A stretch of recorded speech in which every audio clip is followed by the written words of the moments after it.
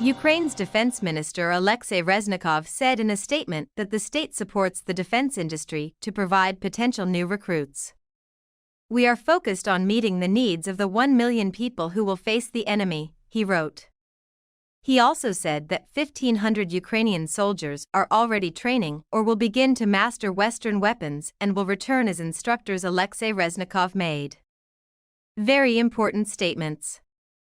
After February 24, we were not ready to defend our country for a week, a month until May 9. We trusted the armed forces and understood that the conflict would be long until our complete victory. We also noticed that during high-intensity hostilities, existing stocks of Soviet-made weapons were rapidly depleted. Therefore, work has been done at all levels to change the Western partners' philosophy of support for Ukraine in daily face-to-face meetings. The joint defense ministers, I had to systematically explain to them that Ukraine needed heavy weapons of Western models and calibers. Aircraft artillery, tanks and armored vehicles, etc. used by NATO countries. The main argument was that Ukraine was defending all of Europe and strengthening. Our defense was to strengthen NATO's eastern flank.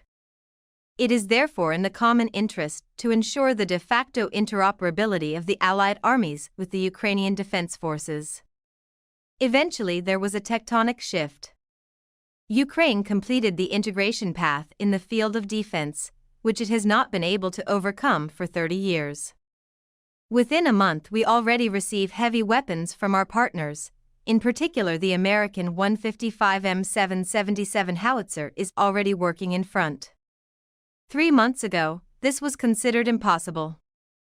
I would like to thank Ben Wallace, the great friend of Ukraine and the Minister of Defense of the United Kingdom, who made great efforts to increase the aid to our country.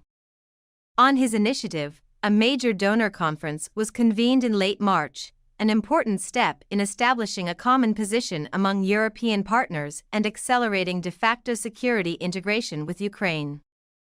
Thanks to our American partners and friends and personally, the leadership of Secretary of Defense Lloyd Austin III, a fundamental transition took place during the historic meeting of defense leaders from more than 40 countries on April 26 at Ramstein's base in Germany.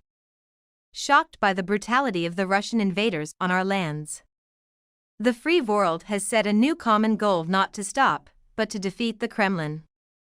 This is completely in line with our desires, as our aim is to restore sovereignty and territorial integrity within internationally recognized borders.